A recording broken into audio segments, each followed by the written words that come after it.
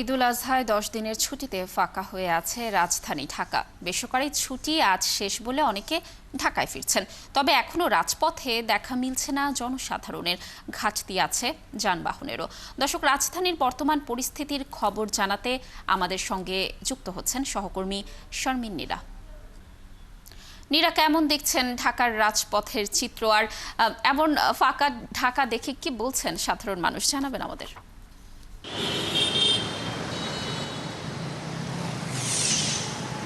ধন্যবাদ আপনাকে। সাধারণ মানুষ যারা আসলে এই নগরী ছেড়ে এই 10 দিনের ছুটিতে যায়নি, তাদের জন্য তো অনেক বেশি স্বস্তির, কারণ তারা ফাঁকা ঢাকাকে উপভোগ করেন।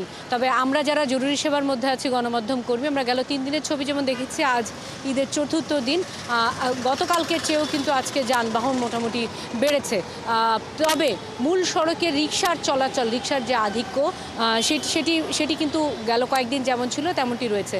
তবে গণপরিবহন বলতে যে আমরা বাসের কথা বলি বা সিএনজি, সেই কেন্দ্রগুলিতে মানুষের অতটা ভিড় ছিল না। আজ অনেকগুলি বিনোদন কেন্দ্রে, যেমন ভাসানী নব থিয়েটার যেটি রয়েছে আপনি জানেন, সামরিক জাদুঘর, ঢাকা বিশ্ববিদ্যালয়েও আমরা যেটি দেখছি যে অনেকেই যেহেতু বিশ্ববিদ্যালয়ে আসেন ঘুরতে, এইসব কেন্দ্রগুলিতে মানুষের আধিক্য অনেক বেশি ছিল।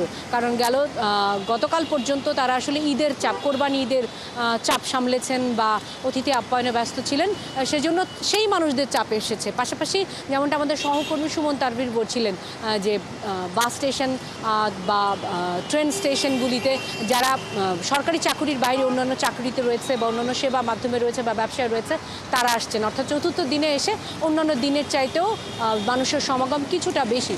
তবে সব কিছু ছাপিয়ে একটু আবহাওয়ার পূর্বাভাস জানাতে চাই, কারণ যারা বেরিয়েছেন তাদের জন্য আজকের দিনটা খানিকটা অস্বস্তির এই কারণে, রোদের তীব্রতা খুব বেশি না থাকলেও বাস বা এসি, যেহেতু আপনার অফিসগুলি বন্ধ, এসি খুব বেশি না চললেও কিন্তু একটা ভ্যাপসা গরম অনুভূত হচ্ছে। যে বার্তাও আবহাওয়া অফিস দিয়েছে যে আগামীকাল থেকে হয়তো বা দেশের দক্ষিণাঞ্চলে বৃষ্টিপাত হবে এবং 17 তারিখের পরে যখন একটু ভারী বর্ষণ হবে, তখন হয়তো এই তাপমাত্রা খানিকটা সহনীয় হয়ে উঠবে। তবে 17 তারিখে তাপমাত্রা সহনীয় হওয়ার আগে আসলে 15 তারিখ থেকে অফিস খুলবে। আবার হয়তো এই নগরী যেভাবে আসলে প্রাণ চাঞ্চল্যে ভরে ওঠে, আমরা চিরায়তের যে ছবি, সেই ছবিতে আসলে ফিরে যাবে। ততক্ষণ পর্যন্ত হয়তো রাস্তাঘাট ফাঁকা থাকবে এবং যারা নগরীতে থাকবেন তারা স্বস্তির ঢাকা উপভোগ করতে পারবেন। লাবণী, ধন্যবাদ নীরা আমাদের সাথে যুক্ত থাকার জন্য। আপনি যেমনটি বলছিলেন যে এখন স্বস্তির ঢাকা, যারা রয়েছে ঢাকায় তারা বিনোদন কেন্দ্রগুলোতে ঘুরে বেড়াক এবং তাদের ঈদ দারুণ কাটুক, সেই আশা আমরাও করছি।